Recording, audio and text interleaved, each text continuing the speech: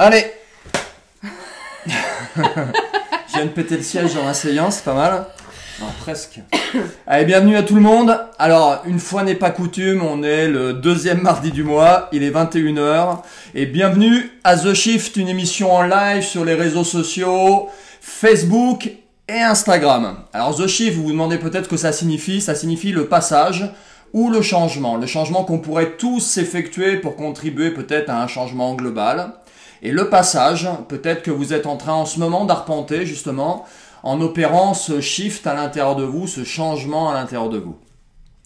Donc, l'objectif de cette émission, eh bien, c'est de partage. C'est de partager avec vous des enseignements spirituels, des connaissances ancestrales, mais aussi des connaissances modernes, dont l'objectif global est de vous accompagner sur ce changement que vous êtes en train de peut-être effectuer, sur ce shift que vous êtes peut-être en train d'effectuer. Donc ce soir, avec vous, on va parler de civilisation sumérienne, on va parler de la Kabbale, on va parler d'anges, on va parler d'archanges, on va parler aussi d'arbres séphirotiques. Donc si tout ça, ça vous parle et si vous-même vous souhaitez contribuer à ce partage, à la philosophie de cette émission, eh bien on va vous demander en fait de partager ce live dès maintenant sur les réseaux sociaux, que ça soit naturellement sur Facebook plus précisément, parce que si vous nous regardez sur Instagram, vous ne pouvez pas véritablement partager, à part en envoyant un message privé le live. Sinon sur Facebook, si le cœur vous en dit, faites-le dès maintenant. En bas de la vidéo, vous avez un petit onglet normalement partage, et vous avez juste à cliquer partager avec un petit message sur votre profil perso, sur une page qui pourrait être la vôtre. Donc là, c'est ici que je mets mon petit commentaire. Exactement. Ouais, j'ai compris. Ok, c'est bon. Ouais. Ensuite, durant l'émission, soyez actifs. Soyez actifs, on ne pourra pas forcément interagir tout le temps avec vous à chaque commentaire, mais on voit certains de vos commentaires, on voit aussi les pouces bleus et les petits cœurs qui pourraient apparaître à l'écran. Donc c'est toujours sympa. Je sais pas ce que tu en penses, mais moi je trouve ça très sympa. Moi, j'aime beaucoup voir les petits pouces et les petits cœurs. Ok, donc si vous nous regardez en replay, puisque cette vidéo restera ancrée sur mes réseaux Facebook et sera aussi sur ma chaîne YouTube. On enregistre en même temps pour YouTube. Si vous souhaitez, si vous regardez cette vidéo en replay sur Facebook, eh bien interagissez comme si vous étiez en live. Ok ? Donc ce soir on va parler d'anges, on va parler d'angéologie, et en préparant cette émission, eh bien j'ai tapé par curiosité anges sur Google et je suis tombé directement sur les anges de la télé-réalité. Donc je me suis dit, il y a peut-être un travail à faire d'information, ou en tout cas on pourrait certainement apporter une autre vision de ce que sont les anges et l'angéologie de manière générale. Et donc ce soir, je suis pas seul. Ce soir je suis venu accompagné d'un ange. Oh. Vous avez vu, je suis malin. Hein. Ouais. Ce soir, je suis accompagné de Jessica qui nous parlera de sa manière à elle d'aborder l'angéologie et de comment peut-être on pourrait intégrer cette pratique à notre époque. Ok, ça te va? Au quotidien. Au quotidien. Pas notre époque. Je n'ai pas l'impression de Parce venir que- d'une autre époque, si? Non, j'ai dit à notre Ah, époque, à notre époque. pas dans une autre époque. D'accord. Donc pour que vous puissiez comprendre tout ça, on va dissocier un petit peu l'émission en plusieurs parties. Je vais vous commencer par une petite partie un peu historique pour que vous compreniez d'où ça vient.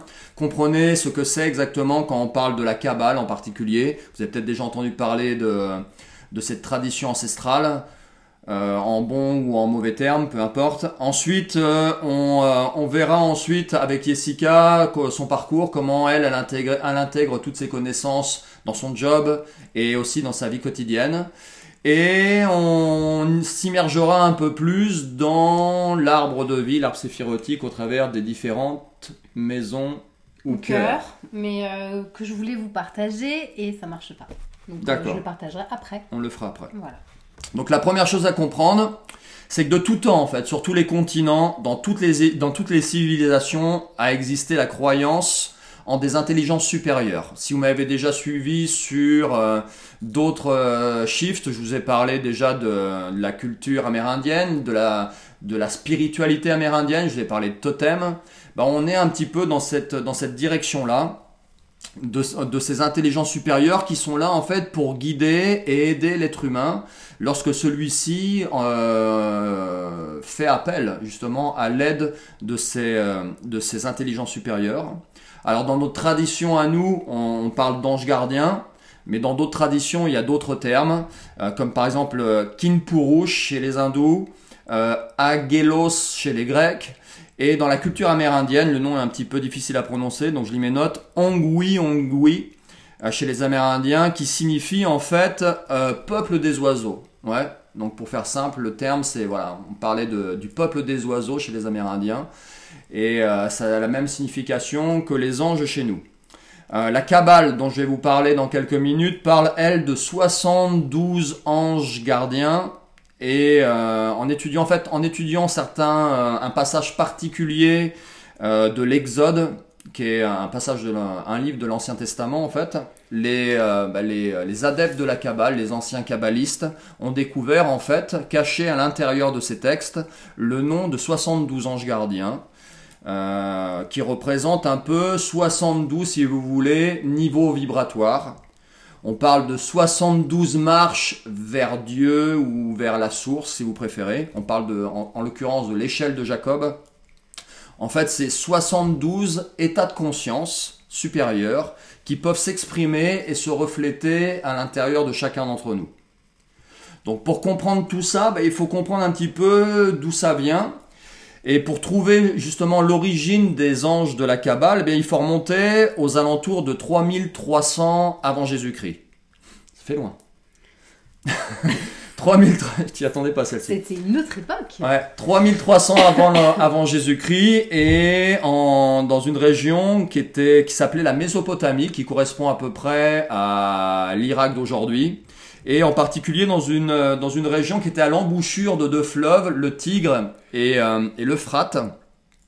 Et il y avait à cette époque-là, en fait, une civilisation qui est très très répandue dans cette région, qui était la civilisation sumérienne. Alors peut-être certains d'entre vous, vous avez déjà entendu parler de la civilisation sumérienne, vous avez peut-être déjà vu des vidéos ou lu des textes qui parlaient de cette civilisation. Elle se distinguait particulièrement, cette civilisation, en fait, par son développement très poussé des mathématiques. Alors, si vous aimez les maths, si vous avez fait un cursus de maths, peut-être qu'on vous en a parlé.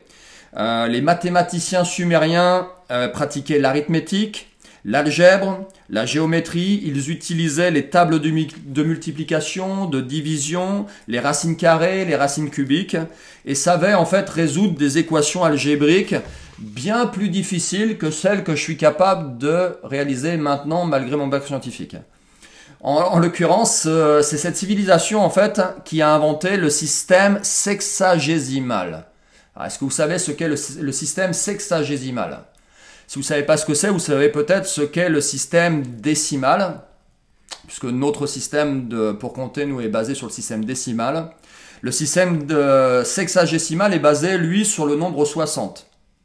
On l'utilise encore, puisque à notre époque, en fait, c'est à eux, en fait, c'est d'eux qu'est partie la division, en fait, du cercle et du ciel en 360 degrés. La division des heures en 60 minutes, des minutes en 60 secondes. On leur doit aussi la division de l'année en 12 mois, de la journée en 2 fois 12 heures et de la semaine en 7 jours. Donc en fait, c'est une civilisation qui a dessiné le temps, en fait, si vous voulez faire simple. Pour ça, peut-être que je les aime bien, moi qui suis assez à cheval sur le timing et le temps. C'est peut-être pour ça que je les aime bien. Maître du temps. Et c'est aussi à cette époque que les astronomes sumériens ont mis en place tous les éléments de l'astrologie. Et en particulier, c'est eux qui ont inventé le zodiaque. En fait, pour qu'ils puissent se repérer facilement dans le ciel, ils ont aménagé en fait le parcours du soleil en 12 signes de 30 degrés. 12 signes de 30 degrés, ça fait 360 degrés si vous faites le calcul. Et chaque signe a été nommé d'après la constellation principale qu'il occupait. D'où le terme zodiaque qui signifie cercle d'animaux en grec et qui représente en fait une année du parcours du soleil autour de la Terre. Donc les astronomes de l'époque ont distribué ensuite la régence, la direction, la régence d'un génie à chaque portion de 5 degrés du cercle zodiacal, qui correspond à peu près à 5 jours d'influence. Et c'est ainsi qu'est apparu en fait pour la première fois, qu'on a mentionné pour la première fois, les 72 génies, qui deviendront plus tard ce qu'on a appelé les 72 anges de la Kabbale. Donc tout part en fait de cette civilisation sumérienne. Et pour que vous compreniez un peu plus ce qu'est la Kabbale, Kabbale avec un K, ouais, Kabbale avec un K et pas avec un C, parce qu'avec un C ça a une signification un peu plus négative. La Kabbale avec un K, K-A-2-B-A-L-E, c'est une ancienne tradition sacrée, une très ancienne tradition sacrée, qui aurait été transmise, selon certains textes sacrés, à Adam, le premier homme, par l'ange Raziel, qui serait descendu sur terre pour lui transmettre les secrets de la Kabbale. On dit aussi que la Kabbale est une partie des lois qu'aurait reçues Moïse, en tout cas celles qu'il aurait reçues par voie orale. Il est aussi dit, en fait, dans la tradition kabbaliste, en fait, la tradition kabbaliste, pour que vous compreniez ce que c'est l'étude du sens caché des textes sacrés que sont la Torah et en particulier les 5 premiers livres de la Bible, en fait. Les 5 livres qui constituent l'Ancien Testament, que sont la Genèse, l'Exode, le Lévitique, les Nombres et le Deutéronome. Donc une partie de cette étude est basée en fait sur différentes techniques de décryptage de ces textes-là et de la permutation de certaines lettres hébraïques qui laissent apparaître en fait un sens un petit peu différent, un sens nouveau et un contenu un peu différent à ces textes sacrés. L'alphabet hébraïque, c'est un alphabet sacré qui comporte en fait 22 lettres. Ces 22 lettres sacrées auraient été données par Dieu à Moïse sur le mont Sinaï. Elles ont toutes un nom particulier, ces lettres, une forme particulière, une symbolique particulière, et elles ont toutes une énergie particulière, et elles sont toutes rattachées en fait, associées à un nombre. Et c'est à partir de là, en fait, que la Kabbale arrive à déchiffrer, en fait, ou à aborder avec une interprétation un petit peu différente ces textes sacrés. Et dans la Kabbale, ils utilisent, en fait, 3 codes différents. 3 codes différents pour déchiffrer les écrits sacrés. Le premier code, c'est ce qu'on appelle la gématrie. La gématrie, en fait, ça permet d'associer des mots dont la somme des lettres est identique. Et donc d'apporter en fait une vision différente à certains écrits sacrés. Le notaricon, c'est une autre manière de déchiffrer ces textes. En fait, grâce justement à ces lettres sacrées, on interprète en fait chaque lettre d'un mot. Vous voyez un mot par exemple qui aurait 5 lettres. Les 5 lettres du mot qui constituent ce mot, elles sont interprétées comme l'abréviation d'une phrase entière. Donc ce qui fait que derrière, le sens est beaucoup plus large et beaucoup plus grand. Ensuite, le dernier code, c'est ce qu'on appelle la Temura. La Temura, en fait, ça consiste à permuter les lettres d'un mot selon certaines règles précises que je ne vais pas vous expliquer là, et donc d'en percevoir un sens un petit peu différent. Okay.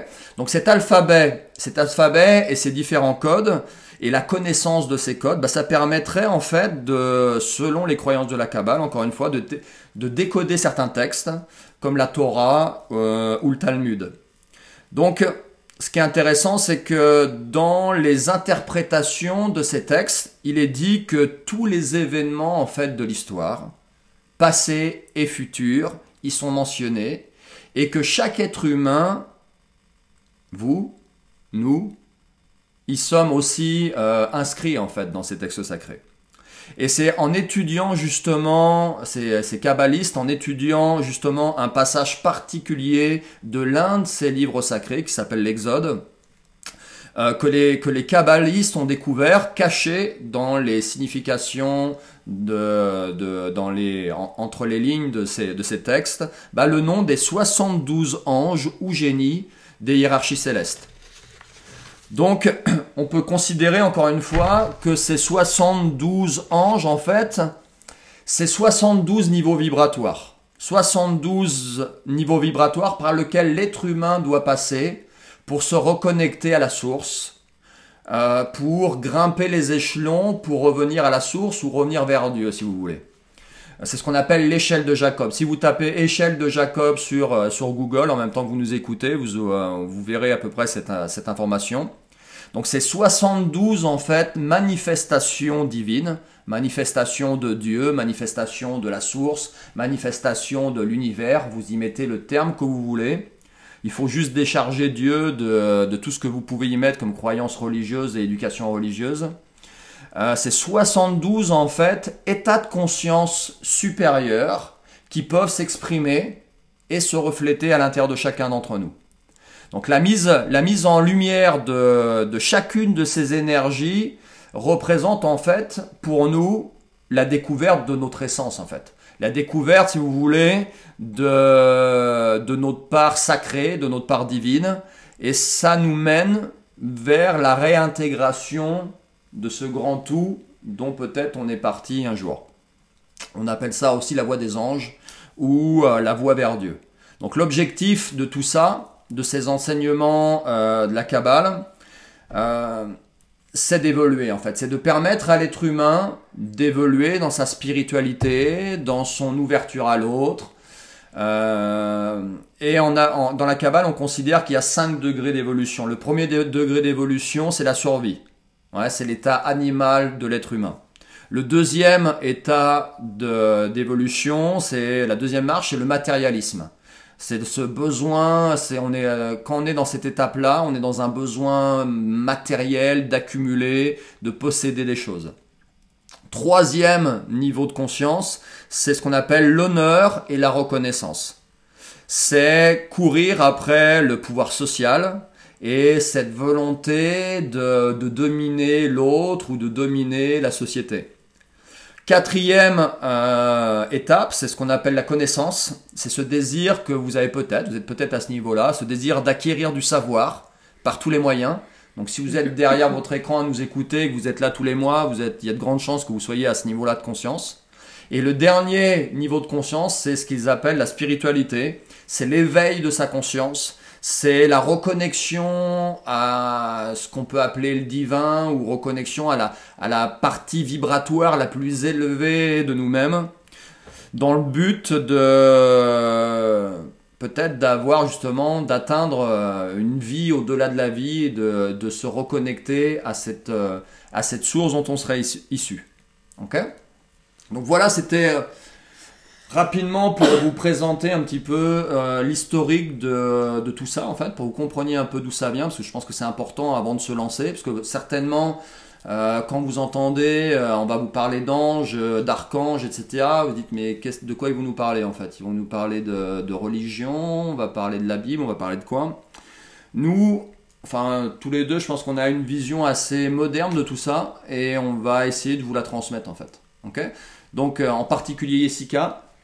Moi, je vais vous parler moderne, tu me fais peur avec tes mots. Je vais quand même expliquer ce que c'est. Après, on en parlera de l'arbre séphirotique et tout ça, que je voulais vous envoyer, mais ça marche pas là comme ça. On le transmettra dans les commentaires. Donc du coup... est-ce que tu peux te présenter, Jessica, pour les personnes qui nous regardent et qui ne connaissent pas? Pour la première fois. Alors je suis Jessica, je suis maman de 4 enfants, doula. J'accompagne les futures mamans à vivre bien leur grossesse, la naissance et après les quelques mois après la naissance. J'accompagne aussi les femmes dans leur cheminement du féminin. J'accompagne les gens à aller bien en fait, c'est un petit peu ça l'idée de ce qu'on fait aussi. Et du coup j'ai plusieurs outils, j'utilise plusieurs outils. Alors j'utilise la numérologie, qui vient aussi de la Kabbale. Exactement. Donc ça, c'est intéressant que tu as situé tout ça. Moi, je trouvais ça très intéressant. Je n'avais pas tout conscience de tout ça non plus. Du coup, j'utilise également les anges, donc l'angéologie, voilà, dans mon travail. Et souvent, je lis les deux d'ailleurs. Parce que ça... Angéologie et numérologie. Ouais. J'ai quelqu'un qui m'a dit l'autre jour, je trouvais ça très beau d'ailleurs. J'aimerais bien que tu me fasses une numérologie angélique. Et je trouvais ça joli. Petit clin d'œil à Catherine. Et comment toi t'en es justement arrivé à t'intéresser à tout ça, aux anges? Alors, quand on a travaillé sur ça et... Juste que tu parles un tout petit peu plus fort peut-être. Ah, j'entends pas. Pourquoi il y a quelqu'un qui a dit que je parlais pas assez fort? Moi. C'est toi. Non, parce que lui, il parle très fort quand même. Mais moi, c'est vrai que si je je parle pas parle trop assez. fort, vous me le dites. Hein. Non, mais c'est vrai que je peux avoir un peu moins de voix que toi. En plus, j'ai un peu la voix enrouée. Bref, donc du coup, les anges font partie de ma vie depuis aussi petite que je me souvienne en fait. J'ai dans ma transmission familiale, on n'a pas... alors c'est pas qu'on n'a pas de croyance, c'est qu'il n'y a pas de religion qui était plus... Ma maman étant protestante et mon papa catholique, enfin voilà, il n'y a pas eu de transmission à ce niveau-là puisqu'ils n'étaient pas d'accord probablement. Tu pourras me dire maman. Enfin bref, peu importe. Donc je me suis constituer mes croyances par rapport à ce qui me parlait.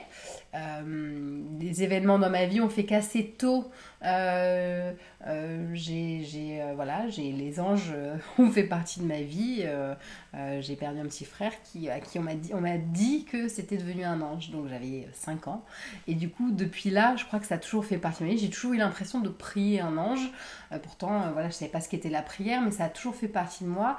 Et tous les signes que je voyais au quotidien, je les interprétais à en rendre mes amis un peu chèvres. Et du coup, c'est quelque chose que j'avais un peu lâché. C'est revenu à moi. Je pense vraiment, c'est avec notre rencontre, donc ces 15 dernières années, très présent depuis la naissance des enfants qui clairement nous accompagnent là-dedans. Plus. Voilà, j'ai répondu à ta question. Complètement. Parfait. Quel pourrait, parce que bon là on va après rentrer un peu plus dans le détail de tout ça, mais quel pourrait être l'intérêt en fait à notre époque Tu m'énerves avec ça de s'intéresser, bah ouais, parce qu'on parle quand même de traditions qui datent de plus de 5000 ans, donc l'objectif c'est pas que vous repartiez vivre en Mésopotamie et avec les Sumériens. Je pense qu'on a un petit peu évolué en bien ou en mal depuis, mais qu'il y a peut-être encore une fois des enseignements à tirer de cette époque qui peuvent être appliqués dans notre vie actuelle. Donc toi, comment tu verrais en fait, quel est l'intérêt pour toi de s'intéresser à ça en fait, aux anges, à l'angéologie en général? Alors je pense que le premier intérêt de connaître, alors les anges en général, bien souvent on s'y intéresse d'abord par son ange, parce que voilà, on est intéressé de mieux se comprendre. L'ange gardien, tu parles? Son ange gardien. Voilà, donc il y a vraiment cette idée de... Une fois qu'on connaît son ange gardien et sa mission, parce que chaque ange a une mission particulière, on choisit son ange parce qu'on est proche de cet ange-là en fait. Donc du coup, c'est pour mieux se connaître soi, à mon sens, dans un premier temps. Je trouve que donc vraiment l'intérêt à ça, c'est de comprendre cette part divine qui fait partie de nous, en comprenant que voilà, l'homme et l'ange, ça fait une unité en fait, et ça fait partie de nous. Donc on peut y croire ou ne pas y croire, mais quand on est en connexion et aligné avec ça, il y a quelque chose de très complémentaire et qui fait partie de ce tout qui est à l'intérieur qui est nous en fait. Et du coup, moi je trouve ça intéressant de connaître son ange gardien déjà pour mieux se connaître. C'est ce que je propose dans les accompagnements aussi que je fais. Mais là où pour moi ça prend un sens, mais c'est ma mission aussi, on n'a pas tous, je te demanderai après toi comment tu le vois aussi au quotidien, donc c'est comprendre cette part divine en nous, et c'est aussi comprendre les interconnexions avec les gens qu'on s'est choisis dans nos vies autour de nous, donc la famille dans laquelle on arrive, avec les différentes épreuves qu'on peut avoir, les enfants qu'on va avoir, les amis qu'on se crée, etc. Parce que, comme Yannick expliquait, il y a cette idée de rencontrer ces 72 génies. Et en fait, au cours d'une vie, même si on s'est choisi un ange gardien, on rencontre ces 72 anges au quotidien. Déjà là, en étant là, nous deux, on a nos 2 anges gardiens. avec vous tous qui nous regardez, ça fait plein d'anges qui sont présents. Et du coup, voilà, il y a une interconnexion et il y a des liens qui existent justement entre ce que je vais expliquer après, les différents cœurs et tout ça. Donc pour moi, c'est vraiment ça qui est important. Et encore une fois aussi d'observer, une fois qu'on se connecte à tout ça, c'est de se rendre compte que le quotidien, il change, il évolue vers quelque chose de beaucoup plus doux et de beaucoup plus magique. Et ça, c'est mon petit côté paillette, de mettre des paillettes dans la vie. Non, mais je suis pas paillette, mais je t'en rejoins. Donc je pense que toi, tu es un peu plus dans... Non, comment toi, tu le vis au quotidien? Moi, c'est un peu... je vois ça comme un moyen de se reconnecter quelque part à sa spiritualité, à un style de spiritualité. Que ça soit au travers des anges, que ça soit au travers de ce que je vous ai expliqué dans le dernier shift et vos totems amérindiens. C'est une manière de percevoir la réalité, ce qui nous arrive, un petit peu différente, avec plus de hauteur, de trouver un sens à tout ce qu'on vit dans cette vie et surtout de se sentir accompagné dans cette vie. C'est-à-dire que quand on fait ce style de croyance, on se les fait siennes en fait, eh bien on n'est plus jamais seul en fait. C'est de se dire que même au fin fond du trou du bip du monde, et malgré le fait que je me sens peut-être isolé, seul et abandonné, on n'est jamais seul en fait. On n'est jamais seul. En permanence autour de nous, on a des énergies qui sont là pour nous accompagner dans cette vie, que ça soit vos totems, que ça soit des guides spirituels. On fera peut-être la différence entre guide et ange à un moment donné dans l'émission. Ou que ça soit des anges que vous vous êtes choisis pour vous accompagner durant cette vie. Si on fait appel à eux, si on essaye de se reconnecter avec ça, on n'est jamais seul en fait. On n'est jamais seul et le fait de se percevoir cette réalité comme ça, ben, ça vous donne un sacré courage en fait. Moi, ça me donne beaucoup de confiance, ça me donne beaucoup de courage par rapport à des choses qu'on pourrait traverser dans notre vie quotidienne. Et juste pour ça, rien que pour ça, je pense que ça peut être intéressant en fait pour vous de vous y intéresser peut-être. Ou pas. Peut-être que vous n'avez pas besoin de ça. Peut-être que vous avez un doudou. Donc le doudou peut peut-être vous suffire pour vous rassurer dans votre vie. Mais moi je trouve que pour moi c'est un outil super pour avoir plus confiance en la vie en fait. C'est beau. C'est beau. Tu me fais un bisou, c'est ça? Ouais. Ensuite, toi comment toutes ces connaissances, comment toi tu vis ça au quotidien? Concrètement, comment on vit avec ces anges au quotidien? Comment tu vis ça toi? Alors, c'est pareil, ça il y a plein de manuels maintenant parce que c'est très à la mode les anges depuis quelques années maintenant. Il y a beaucoup de cartorac, on a fait une émission là-dessus déjà, donc moi je trouve que c'est pas mal en lien. Au quotidien, quand on a des doutes, des questions ou simplement besoin d'un réconfort, d'un message, alors, il y a des gens qui sont médiums et qui reçoivent des messages de leur guide ou de leur ange directement. J'en connais, j'en ai pas mal dans notre entourage. J'ai pas cette chance-là directement d'entendre dans ma tête ou je ne sais pas où voir, etc. Par contre, si je suis à l'écoute, parce que pour moi c'est vraiment un travail qui se fait, l'intuition elle est présente, mais ce travail de connexion c'est des petites choses que je mets comme ça. Je vais demander à mon ange, par exemple j'ai besoin de quelque chose pour une journée, etc. Enfin, je prends l'exemple que j'aime bien parce qu'assez récemment j'ai fait un salon du féminin. C'était une première pour moi, les salons des talents féminins pour le citer, qui était vraiment très chouette d'ailleurs. À Angers. Angers, oui c'est marrant hein, quand même. Ça, je pense que tout s'est beaucoup accentué depuis qu'on est ici. On a fait le lien d'ailleurs. Et du coup, en allant ce genre de choses où je suis pas forcément à l'aise à la base, je demande le matin à mon ange d'être présent en fait auprès de moi pour m'accompagner à vivre cette journée vraiment pleinement et de rencontrer des personnes intéressantes pour mon évolution personnelle aussi. Et du coup, on a passé une journée croisée beaucoup de monde. J'ai parlé de tout ça en ange et des numérologies, etc. Et il est arrivé une amie qui est venue avec une amie et on a évoqué les anges. Elle me dit « Ah mais moi je le connais mon ange, c'est Velia ». Et alors là j'étais hyper émue parce que c'est mon ange. Et du coup j'avais demandé à mon ange d'être présent et comme moi je dis je sens pas, je vois pas comme ça. Là c'était pour moi un vrai message de me dire « Écoute tu vois je suis là à tes côtés quoi ». Bon, c'était une très belle journée en plus donc... voilà, il y a des petits messages comme ça magiques au quotidien. J'en ai plein, mais ça rend mon quotidien assez, ouais, assez magique, je trouve. Dès que j'ai des demandes par rapport à ça, voilà. Après, il se trouve que, comme je le lis beaucoup à la numérologie aussi, on a tous des missions un peu différentes. Si moi je parle de ça aussi ce soir, c'est que ça fait partie de ma mission de vie en fait. Et je l'ai découvert au fur et à mesure de mon développement personnel aussi. Et d'avoir cette mission de me connecter à eux et de pouvoir le transmettre, je trouve ça vraiment important. Voilà. Ok. Ouais, au quotidien, c'est un peu ça. Tout complètement. Mais oui, c'est ça que je voulais dire parce que c'est important. Parce que comme je disais, il y a beaucoup de bouquins. Tu vois, j'ai switché. Donc je voulais parler de ça au départ. Et il y a beaucoup de bouquins qui sont faits dessus et qui expliquent une manière de se connecter aux anges. Moi, je trouve que c'est quelque chose qui part du cœur. Donc, chacun fait comme il veut. Il y a beaucoup de rituels, de choses à mettre en place pour se connecter. On lit beaucoup de choses comme ça, comme un peu un truc dogmatique. On rentre à nouveau dans des choses comme ça.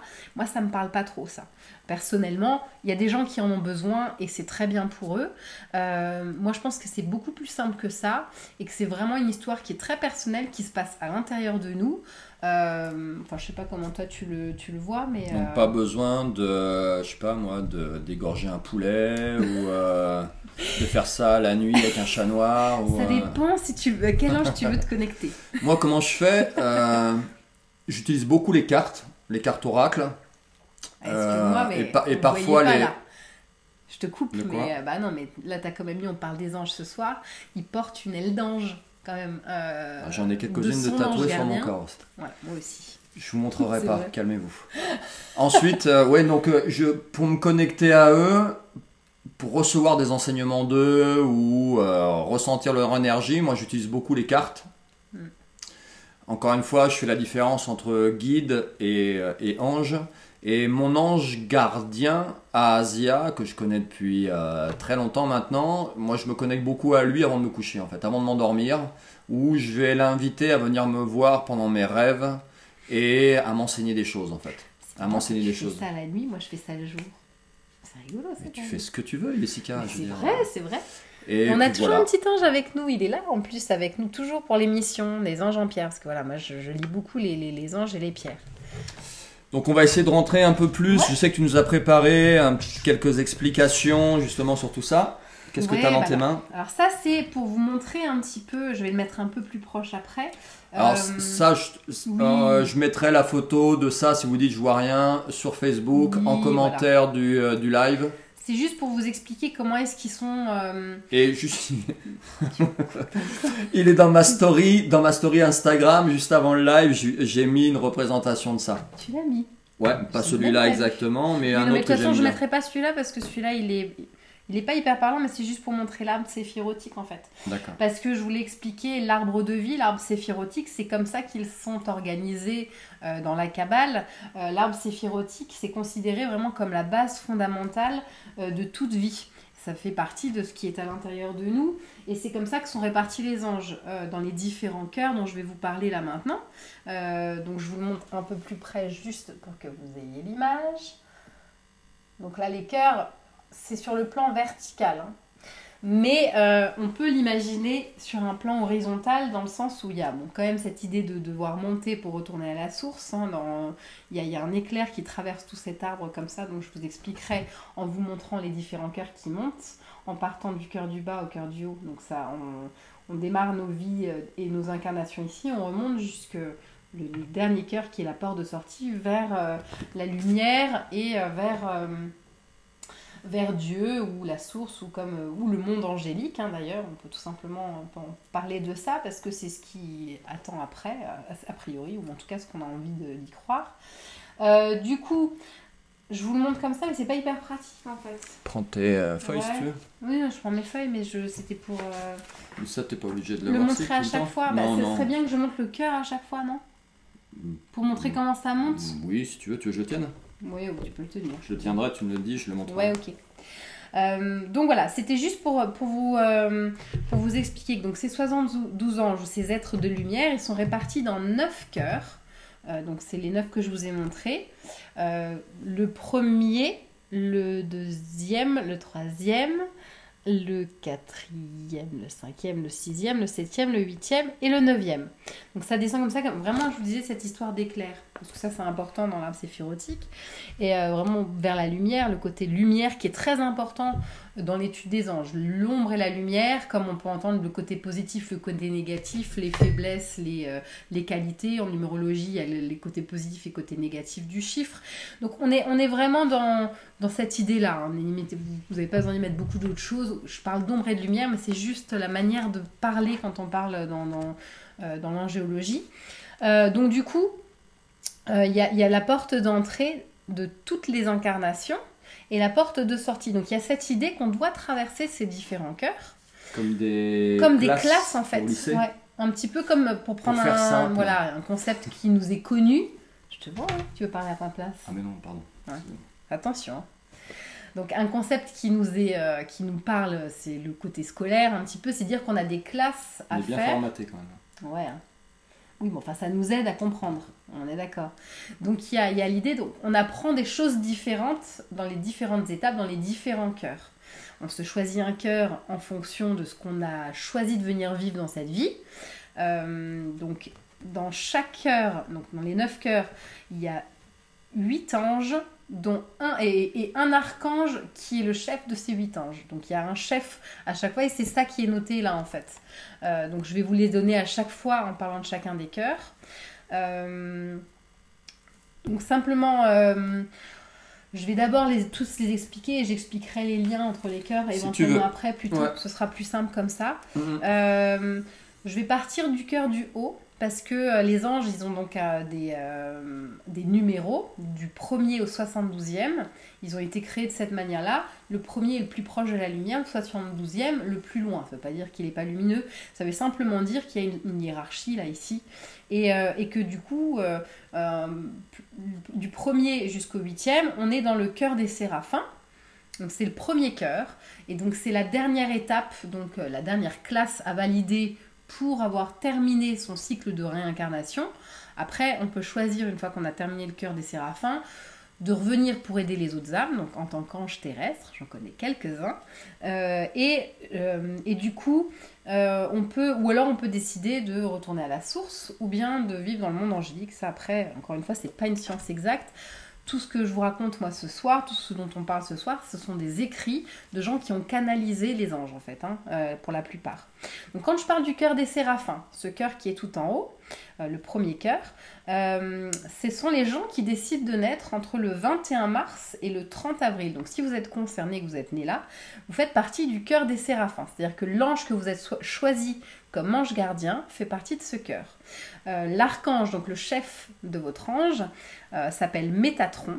C'est le chef de tous les archanges. C'est le chef, c'est en gros... le big boss. C'est le big boss. Celui qui a la vibration la plus élevée. C'est-à-dire que c'est celui qui est juste après Dieu, quoi. En gros. C'est d'ailleurs lui qui remplace quand Dieu il est pas dispo. Il se la raconte un peu, d'ailleurs. Alors, chaque cœur a un nom, donc les séraphins, et il y a une image qui va avec, et on appelle les séraphins les flamboyants. Pourquoi ? Parce que le rôle... C'est ce que je vous explique un peu, la mission ou le rôle de chacun des cœurs, c'est d'embraser les humains, d'allumer chez eux un feu sacré en fait. Ça c'est vraiment le rôle du cœur des séraphins, d'aider l'humain dans son évolution, dans l'évolution de son âme, de lui permettre de connaître l'amour inconditionnel, d'apporter l'amour sur terre, et de transformer l'ombre en lumière. Ça, c'est vraiment les missions du cœur du séraphin.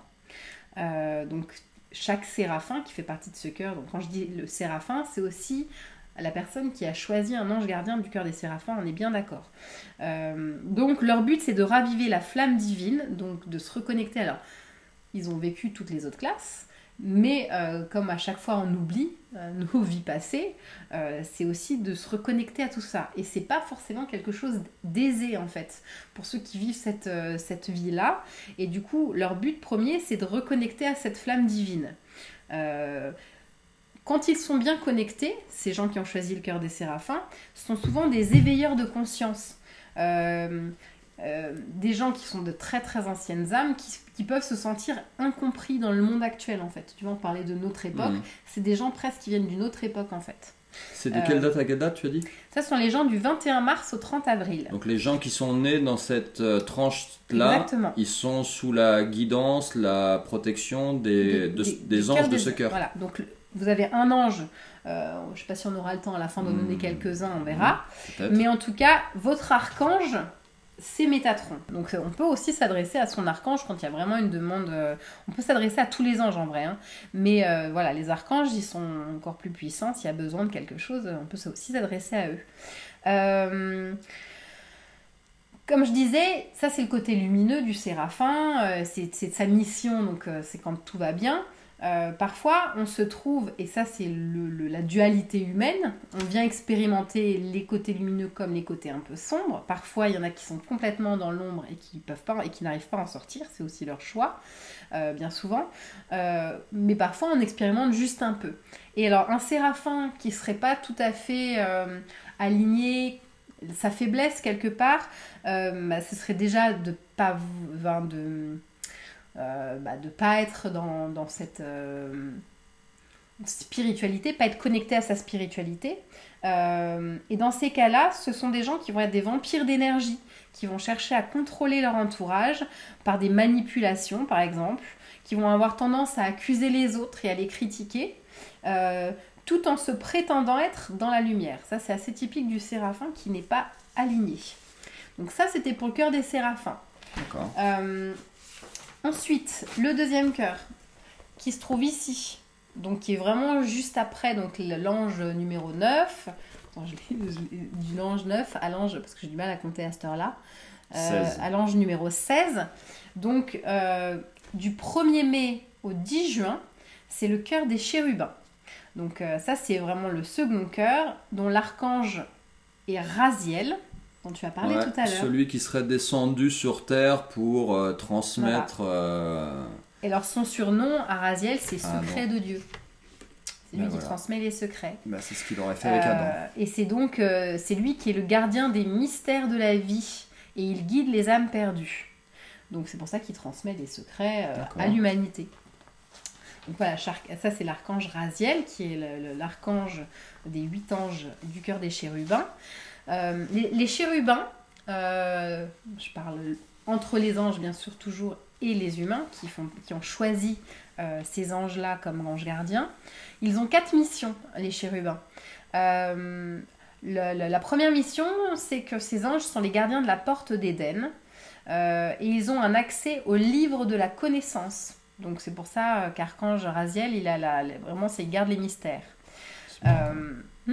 C'est marrant parce qu'il serait descendu sur Terre, je te dis, pour transmettre un secret. Les codes, c'est ça. Pour traduire les textes sacrés comme la Kabbale et le Talmud. Il nous donne des informations pour notre évolution. C'est le but des anges quand même, hein, c'est de nous transmettre des choses pour qu'on arrive à évoluer aussi et grandir. Donc voilà, donc ça c'est la première mission des chérubins, c'est de garder la porte d'Éden. La deuxième mission, c'est de permettre au cœur des trônes, donc qui vient juste après, dont je vais vous parler juste après, qui est ici. D'accord. Il permet au trône de retrouver l'harmonie et la paix du cœur. Donc c'est là que j'explique déjà un peu ici, mais on pourra en parler plus après, du rôle qu'il peut y avoir entre chaque cœur en fait. Et c'est là où donc entre les gens qui sont nés dans le cœur des chérubins et ceux qui sont nés dans le cœur des trônes. Qui vient après du coup, mais je vais donner les dates juste après. Donc ça c'est une des missions des chérubins. Ensuite, il y a comme mission, une des missions importantes aussi, c'est qu'ils prennent soin de la santé mentale des humains. Ça c'est quelque chose qui leur tient à cœur, donc ça peut être des gens, c'est probable, si vous êtes dans le cœur des chérubins et que vous êtes psy, ce serait pas étonnant. Par exemple, c'est une idée, hein, on n'est pas obligé absolument de faire le boulot en lien avec notre ange, mais en tout cas, on peut être aligné dans ce genre de choses-là. Et la quatrième mission des chérubins, c'est qu'ils prennent soin de la planète. Donc tout ce qui est en lien avec l'écologie, c'est les chérubins. Donc les chérubins sont en général des gens plutôt joyeux et créatifs. Et une des phrases que peut dire les anges des chérubins, c'est « jouez et amusez-vous ». Ils permettent aux humains de devenir des auteurs fantastiques. Donc si vous avez envie d'écrire un livre, ça peut être, si vous ne faites pas partie du cœur des chérubins, vous pouvez vous adresser aux anges de ce cœur-là pour qu'ils vous apportent, par exemple... Donc même si on n'est pas né dans le cœur des chérubins, et on peut faire appel à eux quand même. En fait, on peut faire appel aux 72 anges, en fonction de ce qu'on a envie de travailler. C'est tout l'intérêt de les connaître, ces anges-là, c'est donc, pouvoir s'adresser à eux, en fait. Si par contre on est né dans le cœur des chérubins, c'est-à-dire entre le 1er mai et le 10 juin, là on est particulièrement lié à eux. Exactement. Et que du coup, on est directement... on peut directement avoir des envies d'écrire. Ben justement, si vous êtes né entre le 1er mai et le 10 juin, donc vous êtes né dans ce cœur-là, dites-nous en commentaire, que ce soit sur Instagram ou Facebook, si tout ça, ça vous parle en fait par rapport à ce qu'on vient de vous expliquer sur ce qu'éventuellement pourrait être en gros votre chemin de vie ou... C'est ça, hein. Si vous vous êtes laissé porter par l'énergie insufflée, susurrée à l'oreille peut-être à un moment donné dans votre vie, par ces énergies-là, peut-être qu'en ce moment vous êtes aligné et que vous êtes complètement dans ce qu'on vient de dire en fait. Les chérubins, donc ils sont, comme je disais, ils sont joyeux et créatifs. Ce sont les gens qui sont dans ce cœur-là, quand ils sont alignés. Encore une fois, je parle toujours à la fin, je vous donnerai quelques mots sur le côté plus sombre ou les faiblesses en tout cas de ce cœur.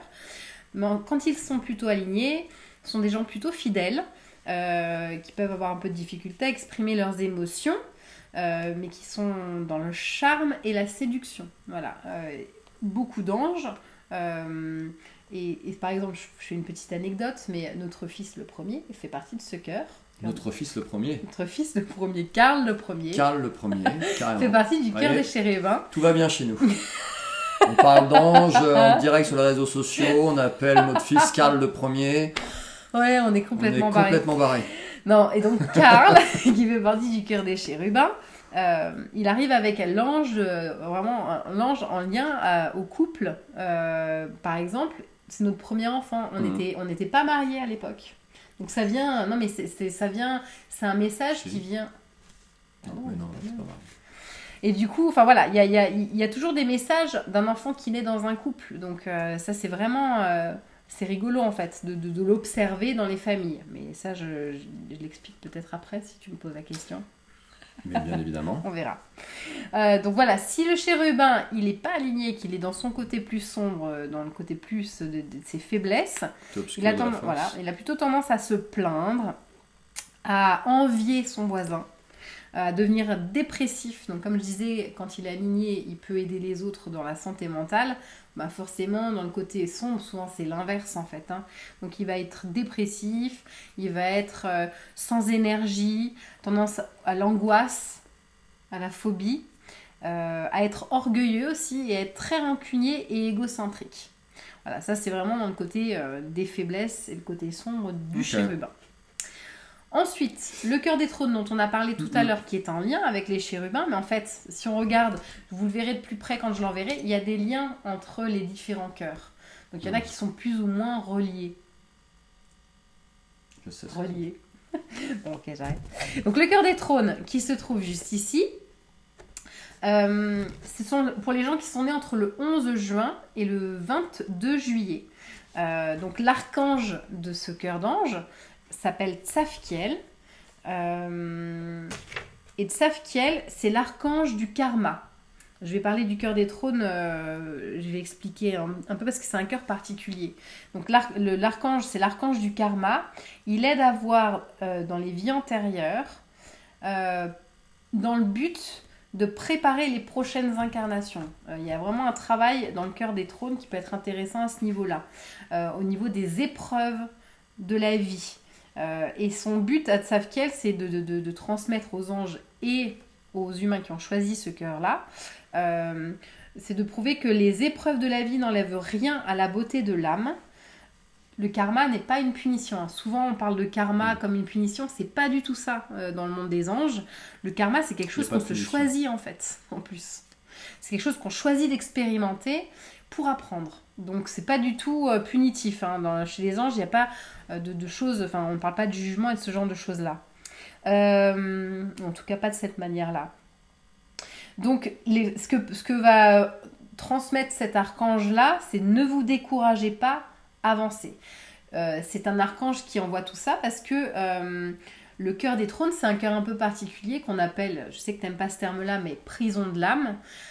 On se choisit volontairement d'expérimenter des épreuves peut-être plus compliquées, mais parce que dans certaines autres de nos incarnations, on n'a pas compris ou validé certains apprentissages, et du coup on choisit de venir expérimenter de manière peut-être plus intense dans ce cœur-là, mais c'est un choix d'âme encore une fois. C'est pas une punition d'arriver là, mais c'est du coup un cœur particulier. Le cœur des trônes est donc emprisonné. T'es pas envoyé là parce que t'as fait des choses mal. C'est ça qui est non, mais c'est ça qui est c'est pour ça que j'expliquais ça avec Tsafiel au départ. Et donc, la mission de ce cœur-là, c'est de faire découvrir aux humains qu'ils possèdent en eux la clé qui les délivrera de leur karma, afin de trouver la liberté et la joie de vivre. Donc, c'est souvent des vies d'épreuves, mais qui cherchent à éveiller l'humain pour trouver des solutions et construire sa sagesse. Et ça, c'est des anges qui sont puissants pour accompagner là-dedans, en fait, dans cette mission particulière.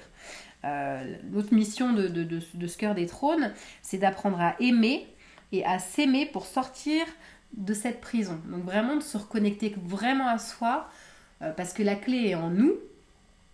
Je parlerai du cœur non, j'en parlerai quand je parlerai dans le cœur des puissances après, parce qu'il y a un lien particulier entre le cœur des trônes et le cœur des puissances. Donc voilà, ça c'est dans le côté positif quand le trône il est aligné avec sa mission, encore une fois. Lorsqu'il n'est pas aligné, qui est dans les côtés de l'ombre en fait, sa faiblesse, ce sont des gens qui se croient punis par la vie en fait, justement. Et qui vont être plutôt plaintifs de tout ce qui leur arrive comme misère. Ils oublient que c'est leur choix d'âme, comme je disais tout à l'heure, et qu'ils se retrouvent là pour apprendre et dépasser ces épreuves pour les guérir en fait. Enfin guérir ou en tout cas les intégrer et les alchimiser. Mieux. Transmuter. Et du coup, voilà pour le cœur des trônes. Ok. J'essaye de faire court, hein, mais c'est pas simple parce qu'on pourrait en dire beaucoup encore une fois. On a presque fait la moitié. Ouais. Cœur des dominations, donc en face. Donc on est parti de... Non, attends, je suis là, trône, domination. Voilà. Parce que là, c'est les puissances. Domination qui sont là. C'est le 4e cœur. Pour les personnes qui sont nées entre le 23 juillet et le 2 septembre. Donc si vous êtes né entre le 23 juillet et le 2 septembre, écoutez bien et dites-nous si ça vous parle en fait. C'est intéressant. Donc vous avez choisi un ange du cœur des dominations. L'archange de ce cœur, c'est Tzadkiel. Et c'est un ange un petit peu orgueilleux qui met des paillettes dans votre vie. Je l'ai noté comme ça parce qu'il a un petit côté, il aime bien en montrer. C'est marrant parce que c'est quand même la période... Qui est-ce que je connais qui est dans ce cœur ? 23 juillet, c'est quand même le lion. Et je trouve qu'il y a un côté un petit peu lion quand on prend l'astrologie. D'accord. Bah, ton frère. Frère, ton archange, il se la pète, en gros. C'est un peu ça. Il aime bien les paillettes, en fait, mon frère. C'est vrai ? Ouais. Ah ouais. Petit côté pailleté.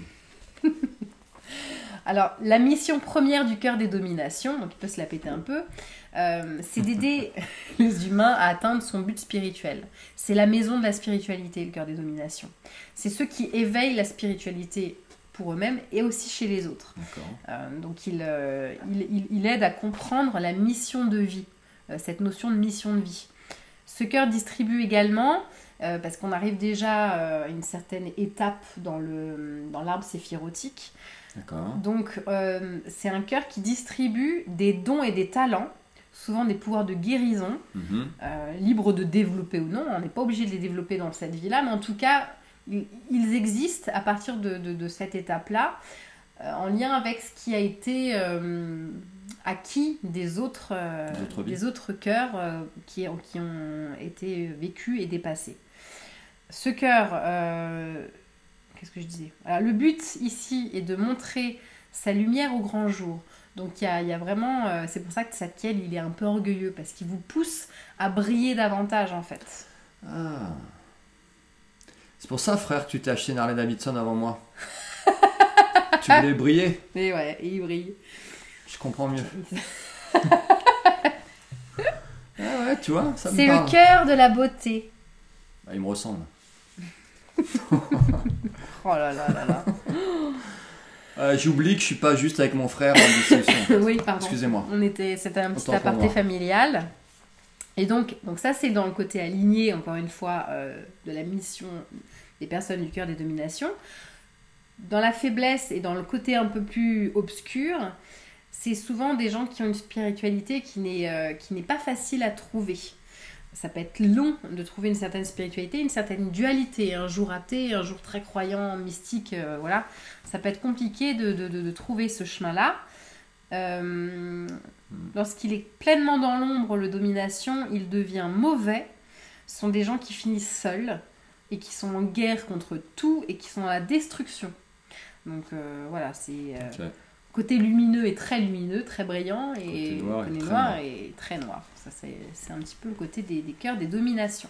Ensuite, Ensuite, le 5e cœur, c'est le cœur des puissances, dont j'ai parlé un tout petit peu tout à l'heure, je l'ai évoqué avec le cœur des trônes, j'avais dit que j'allais en parler là. donc là on descend, hein, l'arbre On c'est descend. érotique. Là. Ouais, on descend puisqu'on va arriver jusqu'au dernier D'accord. cœur, qui est le plus proche de... Et dans ce que tu expliques, en fait, au fur et à mesure de nos vies, on remonte en fait. On Exactement. part de là pour Mais comme remonter. je pars du premier ange jusqu'au 72e, donc je descends. Ok. Puisque les anges jusqu'au 72 sont dans le dernier cœur. Voilà. Donc Cœur le des cœur des puissances. puissances qui se trouve ici, il est en lien direct avec le cœur des trônes dont j'ai parlé tout à l'heure. Je disais que les enfants trônes, ils cherchent leur clé qui est à l'intérieur d'eux pour se libérer de leurs différents karmas. Il se trouve que quand ils sont en contact des puissances, il y a un lien particulier parce que les puissances, ils ont justement cette clé. Si les trônes ne les trouvent pas, ils ont une clé potentielle pour les trônes en fait. Donc il y a un lien particulier entre les puissances et les trônes. L'archange du cœur des puissances, donc j'ai pas donné les dates. Ouais. Le cœur des puissances, c'est du 3 septembre au 13 octobre. Donc pour les gens qui sont nés là, du 3 septembre à la rentrée, là, 3 septembre au 13 octobre, vous faites partie du cœur des puissances. Votre archange s'appelle Kamaël. C'est celui qui apporte joie et lumière. Et qui apporte joie et lumière à tout ce cœur qui a un côté un peu sombre en fait sans lui. Parce que le cœur des puissances, son but premier, c'est d'épurer les karmas. Donc c'est un vrai travail de nettoyage, c'est l'apprentissage du pardon, donc c'est quand même pas forcément hyper léger. Donc du coup il fallait un archange très lumineux pour apporter de la joie en fait dans ce cœur-là. Donc la mission, comme je disais, des cœurs des puissances, c'est de prendre soin de ceux qui combattent en général. Donc c'est... je vais regarder ce que j'ai noté. C'est vrai que t'écris mal. Ouais, j'écris mal, hein, punaise. Je veux pas balancer, mais. Waouh, ah ouais. Donc non, c'est le but de ça, c'est Kamaël qui fait en sorte qu'il est contre les guerres. Donc on épure les karmas pour prendre soin des gens qui sont dans le combat en fait. Donc dans les guerres vraiment physiques, mais dans le combat envers eux-mêmes également. Il y en a beaucoup. Hein. C'est ça. C'est le cœur qui permet aux humains d'épurer leur karma. Là, on les libère dans le cœur des trônes, c'est un peu différent.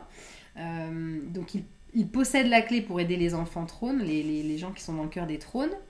Et c'est le cœur qui permet de réparer ses erreurs et de demander pardon. Donc, il y a vraiment tout un travail de compréhension des épreuves pour avancer sans forcément juger, en fait. C'est le cœur qui prend soin de tous les travailleurs aussi. Ça, c'est une autre mission du cœur des puissances. Quand il est aligné, forcément, il se connecte à apprendre de ce qu'il a dans sa vie pour apprendre le pardon. On dit que le mot pardon, il est né dans ce cœur, en fait, dans le cœur des puissances. Et dans le côté négatif, quand la personne du cœur des puissances n'est pas alignée avec ça, ce sont des gens qui vont avoir tendance à avoir des paroles blessantes, méchantes envers les autres, qui vont être assez sombres, qui peuvent avoir un côté, comme je disais, c'est souvent un peu l'inverse, et qui vont être un peu ternes en fait dans leur vie. Je te coupe juste 2 petites secondes. Ouais. Si vous êtes sur Instagram, Ça a coupé. ça va bientôt couper le live. Ah oui, d'accord. D'accord. Donc si vous voulez continuer, vous rejoignez-nous sur Facebook, sur ma page Yannick Relier ou sur celle de Jessica Relier. On les a pas encore partagés sur nos autres pages. D'accord. Rejoignez-nous sur Facebook. Ok. Ensuite, je vous parle du 6e cœur qui est le cœur des vertus, dont je fais partie. Voilà, et c'est le cœur qui est central,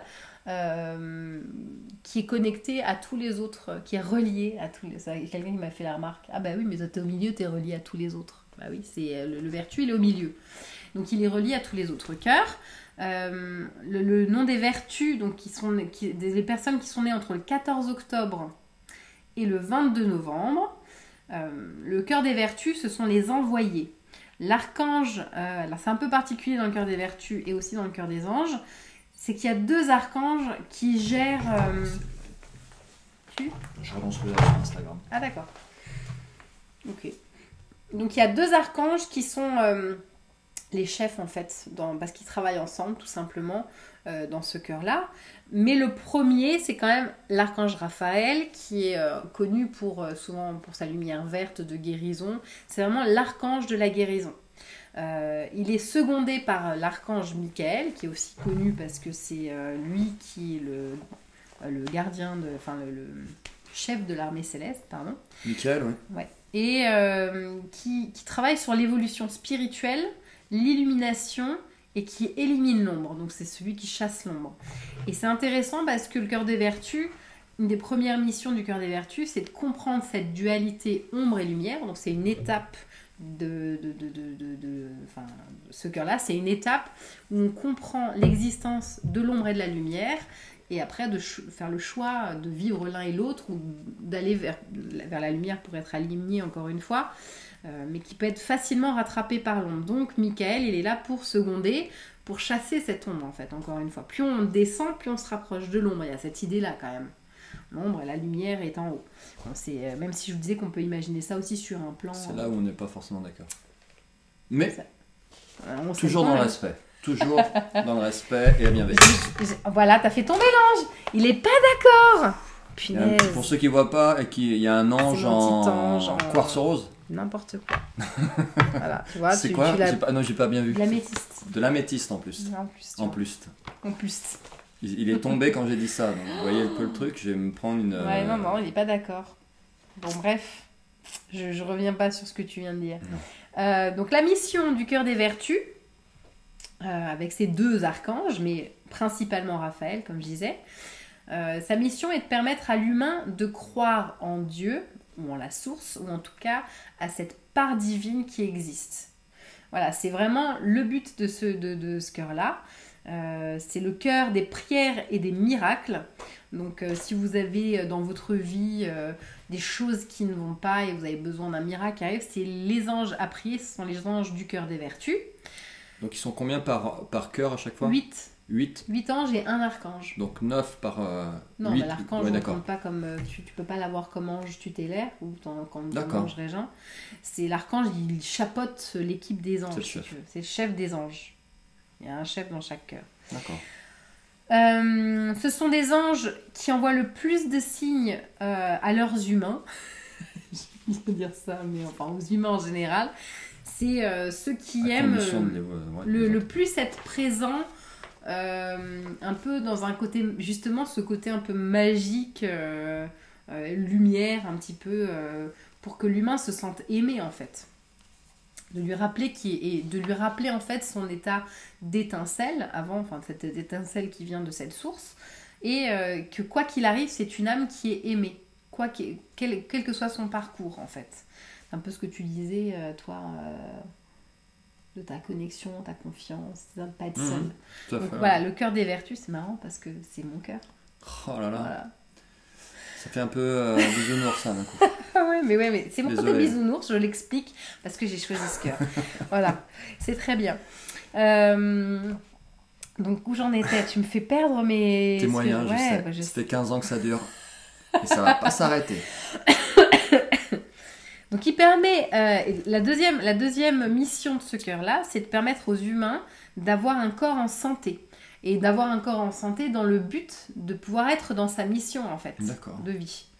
C'est vraiment une recherche de la santé pour être dans son chemin de vie. Donc il peut y avoir, tous les gens qui sont dans la recherche médicale pour améliorer la santé, etc., peuvent faire partie de ce cœur-là ou prier les anges de ce cœur-là. C'est aussi le cœur qui permet à l'être humain d'intégrer que l'arbre séphirotique dont j'ai parlé, l'arbre de vie, fait intégralement partie de soi, en fait, qu'il est à l'intérieur de nous. Et c'est à cette étape-là, donc dans les différentes étapes, donc dans cette étape-là, qu'il y a une naissance véritable de l'être humain que l'on est, au niveau de notre âme, en fait. Ce qu'on vit avant, ça ne veut pas dire qu'on n'est pas né vraiment avant, mais il y a des choses particulières qui naissent à ce moment-là. C'est l'archange, c'est quoi? Qui? Raphaël? Raphaël. D'accord. Okay. Raphaël et Michael, comme je te disais. C'est donc une étape initiatique qui permet de comprendre l'ombre et la lumière, comme je disais tout à l'heure. Et c'est aussi le cœur qui guide tous les canaux. Donc les gens qui sont... Je viens de comprendre que c'est peut-être pour ça qu'on a plein de médiums autour de nous, en fait. Autour de toi, du coup. Autour de moi. Je comprends. Il y a des choses que je comprends parfois petit à petit aussi avec ça. Donc c'est le cœur qui guide les canaux et tous les messagers. D'accord, ça c'est moi. Ça c'est toi. Parce que c'est le cœur des principautés dont Yannick fait partie. Le nom c'est les messagers qui vient après. Donc j'en parle juste après. Donc les cœurs des vertus qui sont dans l'ombre sont des gens qui vont avoir justement du mal à se connecter à cette part divine et qui vont être complètement athées, donc qui n'auront aucune croyance. Ce sont des gens qui peuvent vivre dans la maladie, du coup, dans l'inverse de trouver la santé, c'est d'être malade, et dans la pauvreté, et qui se laissent complètement aller là-dedans. Ça, c'est dans une autodestruction. Ça, c'est le cœur des vertus qui n'est pas aligné. Ok. Pardon, j'ai parlé un peu beaucoup, mais parce que ça me parle. Je comprends. Voilà, je suis désolée. Donc, j'espère qu'il y a beaucoup de vertus qui nous regardent. Il y en a moins un. Voilà, il y a... oui, mon papa fait partie du cœur des vertus. J'expliquerai un petit peu les liens avec, justement, dans la famille après, peut-être, si on a le temps. Mais oui, on a le temps, chérie. On a la nounou, elle est à la maison. Elle n'est pas venue la semaine dernière. Elle nous a posé un lapin. Non, c'est des méchancetés. Non, il était malade, il était malade, le pauvre. Alors, gros bisous si tu nous regardes. Exactement. Le 7e cœur dont tu fais partie, du coup, qui se trouve là, c'est le cœur des principautés. Du 23 novembre au 31 décembre. Alors là, levez tous la main si vous êtes dans le même cœur que moi, s'il vous plaît. Mettez-moi des gros pouces bleus ou des cœurs si vous êtes dans le cœur des principautés, c'est-à-dire né entre le 23 novembre et le 31 décembre. On est frères de cœur. Vous êtes des âmes potentiellement de la même famille d'âmes ou des âmes sœurs même. On est peut-être même venus faire la même chose ici-bas. Voilà. Ici-bas, tu vois. Ici-bas. Ici haut. Ici pareil. Salut Evelyne. Donc voilà, donc comme je disais, le cœur des principautés, son nom, ce sont les messagers. Donc il y a un lien particulier. Okay. De toute façon, les cœurs qui se suivent ont des liens particuliers parce qu'a priori, quand on est dans un cœur et qu'on a appris tout ce qu'on avait à apprendre de ce cœur-là, quand on se réincarne dans le cœur suivant, en fait. Donc c'est pas étonnant, en fait, que les gens... C'est un point aussi de détail dont on n'est pas d'accord. C'est pas grave. D'accord. Donc toi, tu estimes qu'il n'y a pas de... Non. D'accord. Enfin, on va pas parler de ça maintenant, parce que sinon on va perdre les peu d'auditeurs qu'on a. Non, mais c'est bien, Non, moi je pense pas qu'on monte les escaliers petit à petit. J'ai pas dit qu'on montait les escaliers. Je parle sur un plan, on est d'accord sur ça. Oui. Mais on apprend différentes choses d'un cœur à l'autre. Ah oui, c'est pas les mêmes. On n'est pas venu vivre les mêmes choses dans chaque cœur, messieurs, dames. Donc on est d'accord. Donc au final, on est d'accord. Tout va bien. On reste mariés alors. Ah, punaise. Bon, alors... C'était chaud. C'était chaud. Parce que là, on peut s'embrouiller. Allez, c'est pour moi ça. Donc les messagers. Donc ton archange... L'archange des principautés s'appelle... style, je sais pas, mais je connais un petit peu quand même. Il s'appelle Aniel. Je sais. Voilà. Et sa mission à Aniel, c'est qu'il a envie de sauver le monde. Ce qui explique cela. C'est aussi celui qui veille sur les villes. Donc si vous êtes maire de votre ville ou de votre village, vous avez tout intérêt à être connecté à cet archange qui va vous permettre de vivre dans une ville où tout va bien. En gros, c'est un peu ça. Okay. Il aime bien être représenté comme un aigle ou comme un hibou, cet archange. Comme un hibou. Comme un hibou, parce que le hibou, il voit les ombres venir de loin. Ah. Ça te parle un peu, ça, non? Un petit peu. Voilà, c'est mon garde-fou. Alors, la mission de ce cœur, c'est de donner au suivant. C'est de transmettre. De transmettre comme un geste d'amour, en fait. De donner à l'autre pour que l'autre donne à l'autre, etc. Et du coup, c'est le cœur qui permet de faire des chaînes d'amour. Je ne sais pas si vous en avez déjà entendu parler. Rien de sexuel. Hein. C'est juste pour préciser. Tout de suite, ça y est, il est passé 22h. Benoît Malais, c'est pour toi si tu nous regardes. C'est juste pour préciser. Si tu peux le mettre sur ton Instagram. C'est une petite blague. Donc du coup, geste d'amour. Et c'est des paroles de ce cœur-là, par exemple, qu'on pourrait entendre, c'est aimez-vous les uns les autres, aidez-vous les uns les autres. Il y a vraiment cette notion-là. Ce sont des anges unificateurs qui sont dans ce cœur des principautés. Leur but étant de ramener la paix sur Terre, tout simplement. Voilà. Et l'autre mission, c'est de faire découvrir l'amour de soi. Parce que si on s'aime soi, on n'a plus envie d'aller faire la guerre et on peut faire la paix. Voilà, il y a un peu cette idée.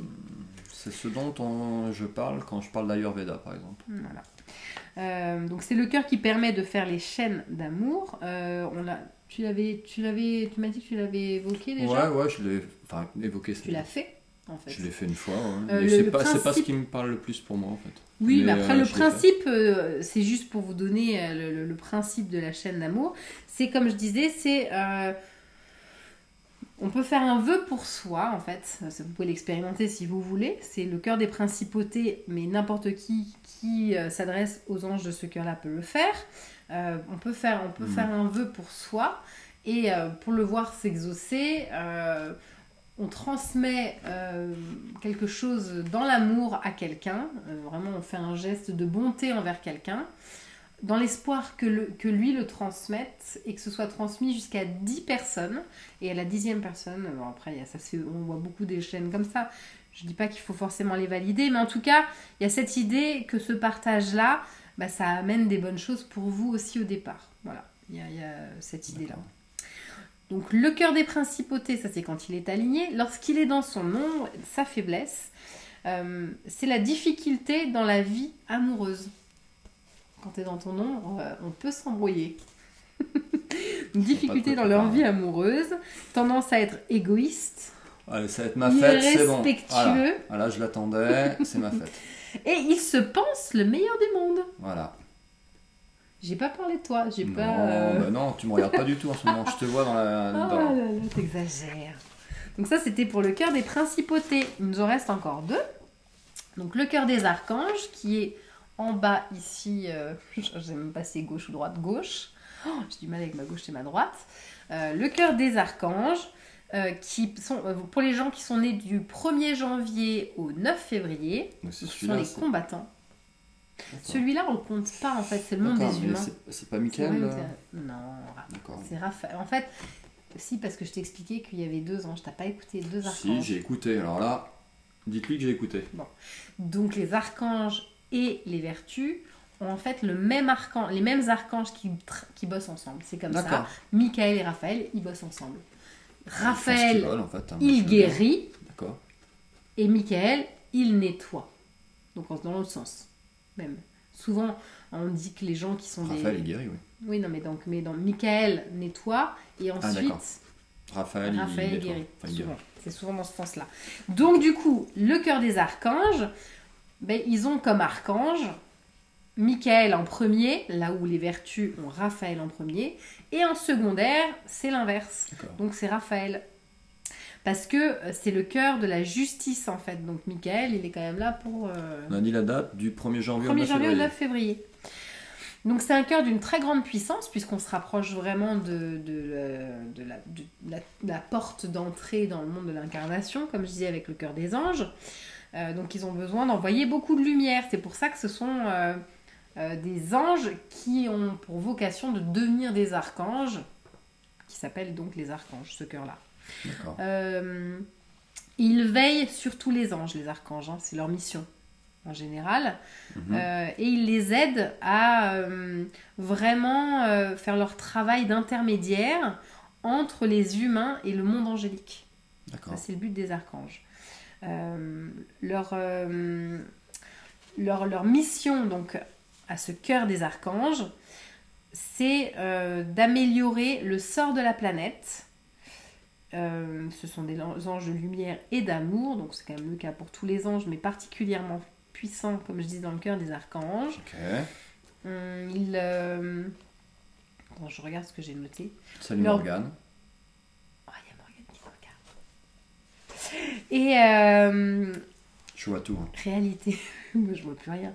Donc la mission, c'est de comprendre les réalités angéliques qui sont l'entraide, l'amour, le partage, le respect, le don de soi et l'évolution spirituelle. Donc leur but, c'est de transmettre ça aux humains en fait.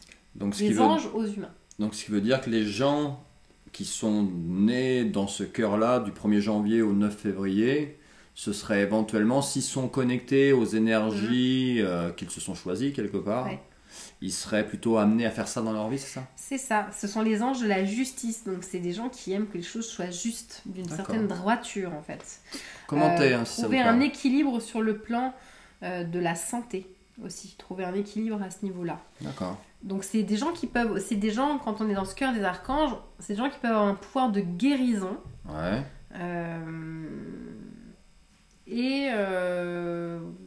Voilà, c'est tout. Et dans le côté, le côté de l'ombre, le côté sombre des archanges, quand ils ne sont pas alignés avec cette mission-là, ils ont tendance à laisser l'ombre les détruire petit à petit. Ce sont des gens qui sont très dépendants affectivement et donc qui ne supportent pas la solitude, quitte à être accompagnés pas des bonnes personnes, encore une fois. C'est des gens qui manquent de sécurité au niveau des émotions. Ouais. Ça peut être des gens qui un jour vous adorent et le lendemain vous détestent. Voilà, ça c'est assez typique du côté sombre du cœur des archanges. Ok.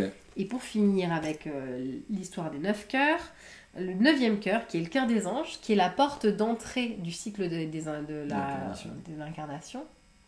Donc c'est vraiment le cœur où il y a le plus de monde. Parce que ce que j'ai pas trop évoqué encore, c'est qu'on peut donc parcourir tous ces cœurs-là, mais on peut aussi revenir. Soit parce qu'il y a des choses qui n'ont pas été suffisamment bien comprises et validées quelque part par soi, encore une fois, par notre âme, dans un cœur. Et donc on choisit de revenir pour refaire tout le processus, si on a besoin de ne pas refaire toutes les classes. Donc on redémarre par ce cœur-là. Ou bien parce qu'on a terminé avec les séraphins et qu'on n'a pas envie d'aller vers la source ou le monde angélique, et qu'on s'est dit, tiens, moi j'ai envie de venir aider les âmes qui débutent en fait, qui démarrent dans ce cœur-là. Et donc ce qu'on appelle les anges terrestres. Donc il y a tous ces gens qui se retrouvent là en fait. Donc c'est le cœur où il y a le plus de monde. Donc ça c'est pour les gens qui sont nés entre le 10 février et le 20 mars. Et ça, c'est le cœur qui est le plus proche des humains en fait. Donc on les appelle les semblables. Ouais. Les semblables aux enfants. Parce que les anges nous appellent les enfants. Dans tous les livres canalisés, c'est un peu ce qu'on voit. L'archange de ce cœur des anges, c'est l'archange Gabriel, qui est connu pour avoir dit à Marie qu'elle était enceinte de Jésus. Donc il y a un lien en fait avec ça. Mais bon, ça c'est dans les ne regarde pas, j'ai pas été très très très assidu au catéchisme à l'école.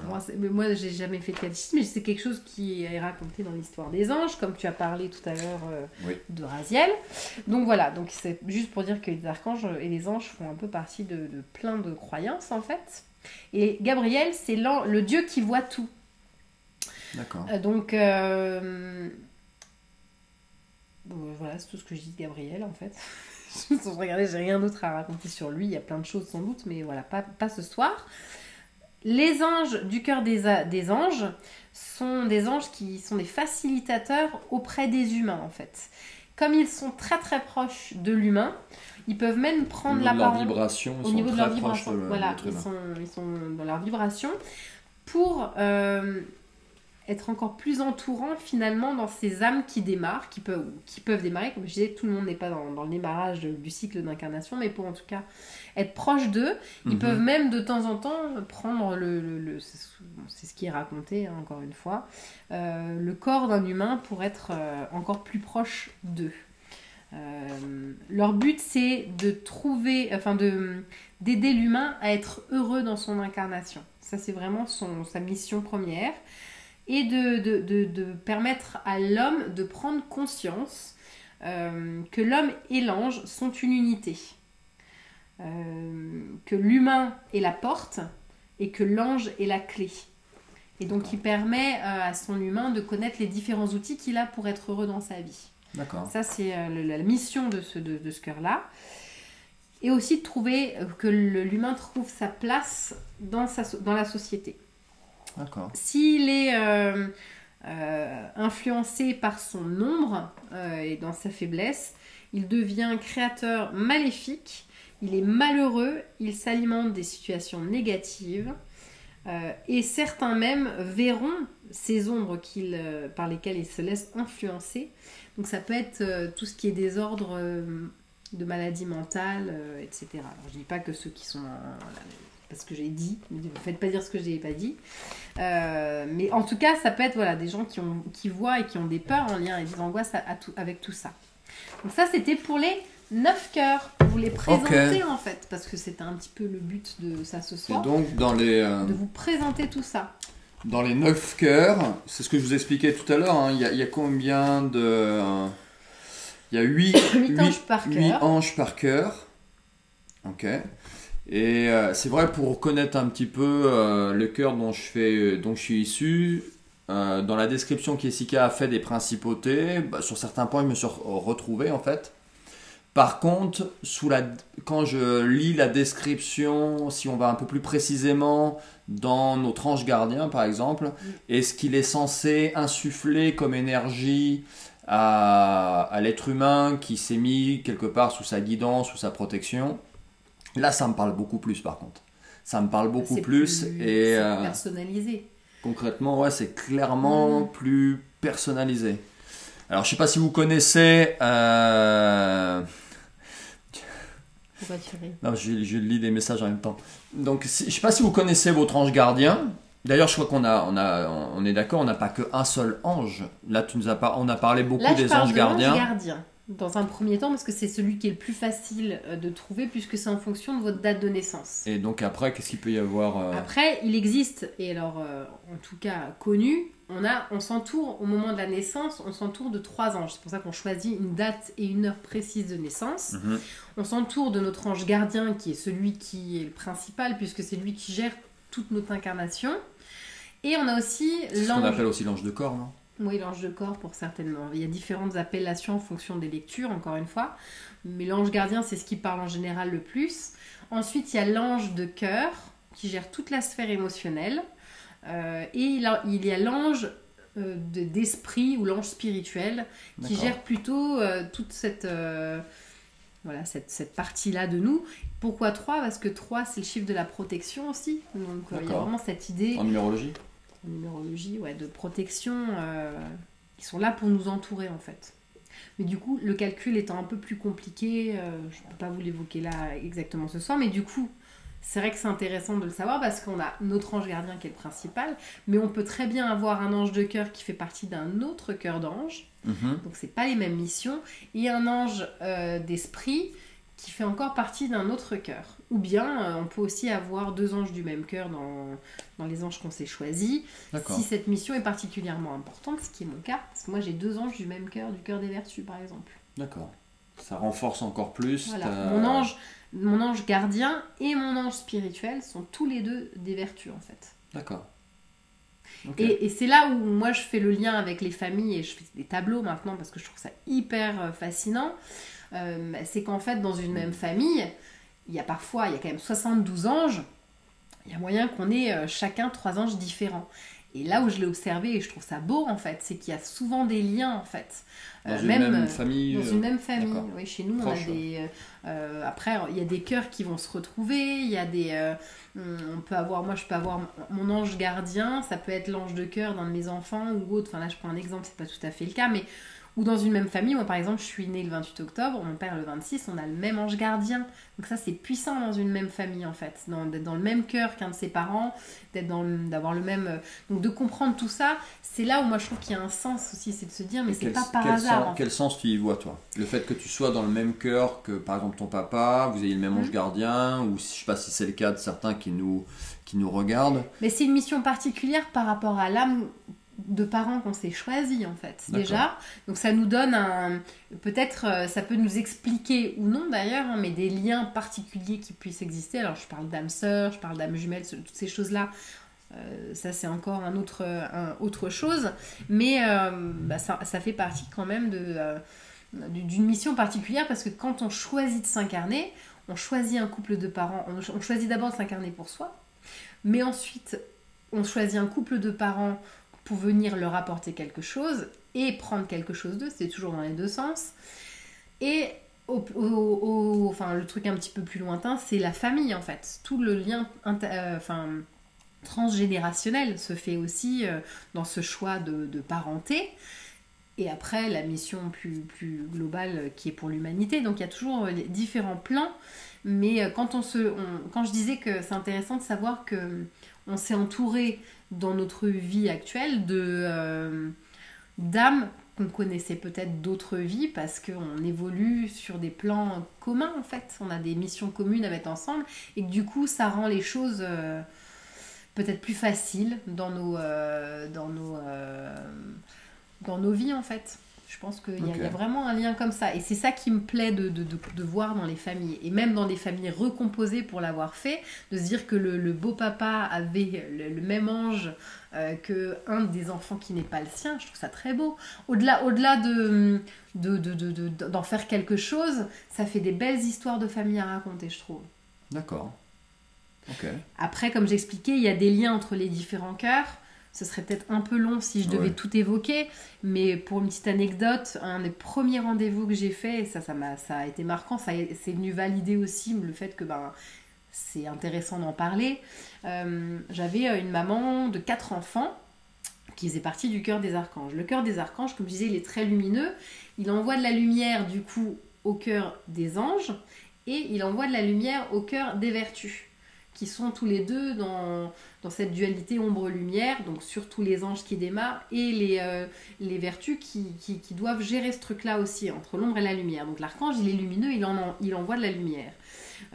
Et du coup, en discutant avec cette maman, je lui dis ce serait assez rigolo qu'un de tes enfants ce soit dans l'un des deux cœurs en fait, parce que du coup...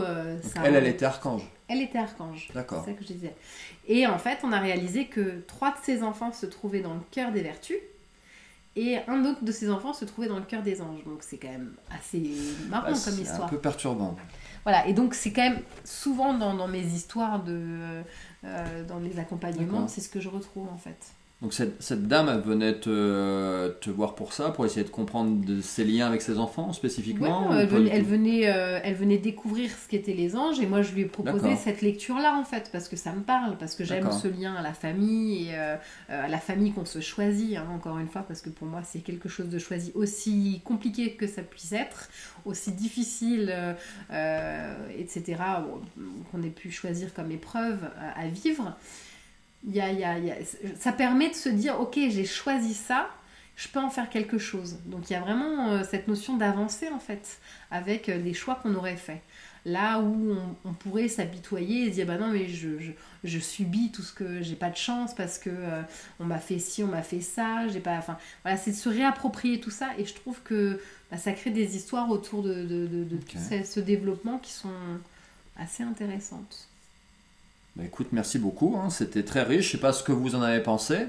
Après, si tout ça, ça vous a parlé, vous avez peut-être découvert ce soir, hein, ce sujet. Je pense que les anges, l'angéologie, je pense pas qu'il y ait beaucoup de lives sur Facebook, ou alors je me trompe, tu regardes pas les bons lives, chérie. Peut-être, qui parlent de ça. Vous avez peut-être entendu parler pour la première fois de tout ça. Mettez-nous un petit peu des petits pouces là si ça vous a parlé. Et si vous avez envie de creuser un peu le sujet, on aime bien aussi vous transmettre des outils pour ça, des références de bouquins. On en a quelques-uns ici. Ouais, ça a été un des celui-là, premiers. On l'a en double exemplaire à la maison. Ça a été un des premiers, je pense, qui vraiment m'a plongé dedans. C'était à notre arrivée à Angers.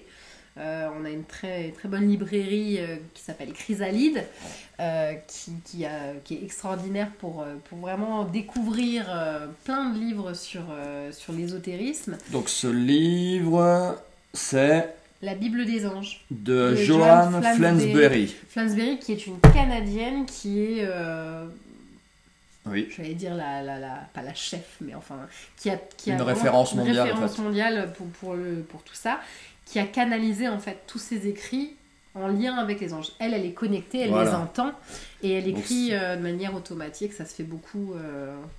Et du coup, voilà. Donc pour que vous compreniez en fait, tous ces écrits d'où ça vient, il y a beaucoup des enseignements qui viennent de ce que je vous ai dit en début de live, qui viennent de la Kabbale, C'est le tome 2 qui et 3. viennent d'une interprétation et d'une traduction secrète des textes sacrés que sont la Torah et le Talmud. Ensuite, il y a beaucoup aussi d'écrits sur le sujet qui viennent de personnes qui sont canales. Des gens qui sont canales, c'est des gens qui sont en connexion directe en fait, comme s'ils étaient au téléphone en permanence, avec des plans supérieurs de conscience. C'est-à-dire imaginez un autre plan que le nôtre, supérieur au nôtre, à un niveau vibratoire bien plus élevé que le nôtre, dans lequel seraient situés en particulier les anges, les archanges. Et ces canaux, ces canals, hommes ou femmes, sont là en fait pour recevoir des enseignements de ces entités ou de ces énergies de niveau vibratoire très élevé, pour les transmettre à l'être humain en fait. Dans l'objectif de les transmettre à l'être humain, de les diffuser. D'Isabelle Padovani aussi. Beaucoup par des livres, mais aussi parfois par des films, par des chansons. Qui sont là pour transmettre des messages, insuffler. C'est pas forcément que autour de... Beaucoup d'artistes en fait sont des canaux en fait. Hein. Peut-être conscients ou inconscients, mais beaucoup, ouais. Et donc ils canalisent pas forcément que des messages qui racontent la vie des anges. D'accord, il y a d'autres enseignements, mais c'est que des enseignements qui pourraient servir à l'être humain pour lui permettre de vivre pleinement, de manière peut-être plus harmonieuse, plus sereine, plus dans la joie, la vie actuelle en fait, à notre époque, dans cette réalité-là. Donc vous avez ce livre-là que je vous conseille, je vous mettrai les photos de ces livres en commentaire. Après, ouais. Mais c'est après j'ai dit c'était le tome 2 et 3, c'est la suite en fait. Voilà, vous avez... qui explique un peu les liens des différents cœurs, il y a les anges au quotidien, parce qu'on peut s'adresser à chaque journée et chaque ange a des journées de régence qu'on appelle des journées de heures, régence, des créneaux horaires aussi. Voilà, donc on peut s'adresser directement à eux comme une permanence. Je trouve ça assez marrant, mais voilà, pourquoi pas utiliser ça. Donc ça parle de tout ça. Ça parle de j'ai perdu quelque chose, à quel ange je dois m'adresser. Je fais du Reiki. Qu'est-ce que tu sors? Ah, tu sors. Je sors ce livre. Je t'ai coupé, je suis désolé. Bon, j'ai l'habitude. Ah, j'étais sage ce soir. Ouais. En fait, ce livre, tout à l'heure, on parlait de comment Jessica a démarré, a commencé à s'intéresser en fait à l'angéologie. Moi, ce livre, c'est un vieux livre, parce que je crois que c'est encore marqué en francs derrière. Il coûtait 129 francs à l'époque. C'est un livre de Pierre Jovanovic. J'ai absolument aucune idée de qui c'est. Et c'est une enquête sur le titre, c'est Enquête sur l'existence des anges gardiens. Pour vous dire un petit peu l'histoire de ce livre, on était en week-end dans sa famille du côté de Sancerre, dans une vieille ferme. La famille de Jessica est d'origine finlandaise, donc il y avait une grande bibliothèque dans le salon, beaucoup de livres en suédois, en finnois et beaucoup de livres en anglais. Et il y a un livre tout d'un coup qui me saute au visage, enfin, c'est une image, il ne m'est pas directement sauté à la figure, mais en fait j'ai été attiré tout de suite par ce livre. Pourquoi? Parce que le titre était en français en fait. Et ce livre c'était celui-là. Et je l'ai dévoré durant le week-end. Ça veut dire que tu l'as pas rendu à Valentin depuis 15 ans. Et ce livre, c'était il y a 15 ans. Je crois que c'était une des premières fois où j'allais chez la grand-mère. La première fois. Et ça raconte en fait, c'est une enquête en fait. C'est une enquête sur l'existence des anges et beaucoup de témoignages en fait de gens qui ont eu des NDE. C'est ce livre en fait qui m'a donné envie de m'intéresser aux anges gardiens en fait. C'est comme ça qu'après j'ai fait des recherches, que j'ai découvert mon ange gardien. Et que je me suis intéressé à tout ça. Et que je me suis fait tatouer la prière de mon ange gardien à l'intérieur du bras. Donc voilà un petit peu pour les bouquins dont on pouvait vous parler ce soir.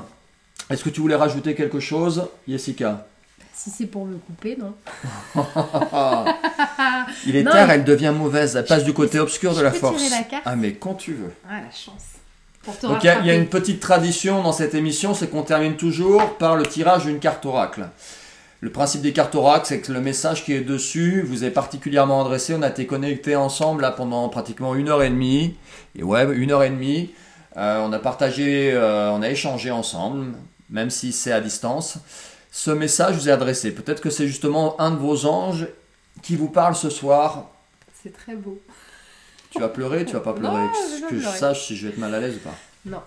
Parfois, le véritable but des choses est caché à notre vue. Une situation ne semble pas avoir de sens sur le moment, mais elle en aura prochainement. Tout est en train de changer, une bénédiction est en route et beaucoup d'autres vont suivre.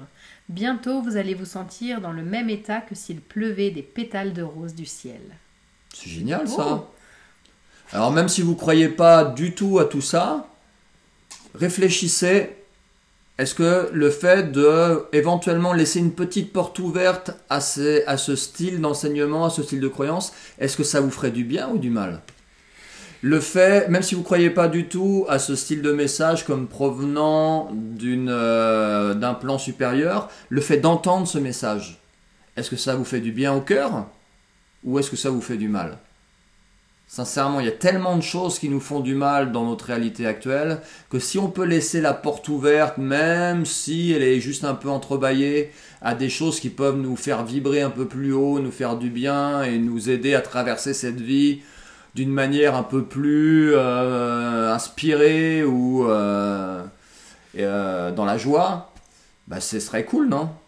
Donc je vous invite à creuser tout ça si ça vous a beaucoup parlé. Revenez vers nous si vous avez des questions. Issika sera enchanté de parler, de vous déterminer vos anges de corps, d'esprit et de cœur si ça vous intéresse et de le faire pour votre famille. Vous pouvez la contacter en message privé via les réseaux sociaux. Vous nous laissez un commentaire, on vous recontactera. Tu me fais de la pub, carrément. Bah oui, à un moment donné, il Sympa. faut bien aussi qu'on... Non mais t'es sympa, t'es pas obligé. Non, mais bon. Et partagez ce live si ça vous a parlé. Parlez-en autour de vous. On se retrouve là le premier mardi du mois de janvier. Je sais pas exactement quand est-ce que ça tombera. Le 7 janvier, non? Le 7 janvier, il me semble, pour une autre émission. Je pense que Hugo devrait pas être loin durant cette émission. Donc ça sera peut-être une émission un peu où justement on vous passera des messages. Et transmettez ça. Si ça vous a parlé, aidez-nous à diffuser tout ça, aidez-nous à faire connaître cette émission et diffusez ça si le cœur vous en dit. J'étais Ok. vraiment rapproché de moi, hein, je Je trouve. sais, mais c'est pas fini. Ah, ouh. Allez, passez une bonne soirée. J'avais relancé un deuxième live sur Instagram. J'espère que ça n'a pas squeezé le premier du coup. Facebook, je vous kiffe. Et vous retrouvez cette vidéo en replay sur nos différentes pages, nos différents groupes. Et sur ma chaîne YouTube, si l'enregistrement a bien fonctionné. Ça a fonctionné parce que l'écran est noir et qu'on ne l'a pas rallumé depuis le début. Allez, passez une bonne soirée, une bonne nuit. Juste avant de vous coucher ce soir, petite pensée pour votre ange gardien. Exactement. Et vous voyez comment votre nuit se passe, les rêves que vous faites demain matin et comment vous vous levez demain matin. Ok?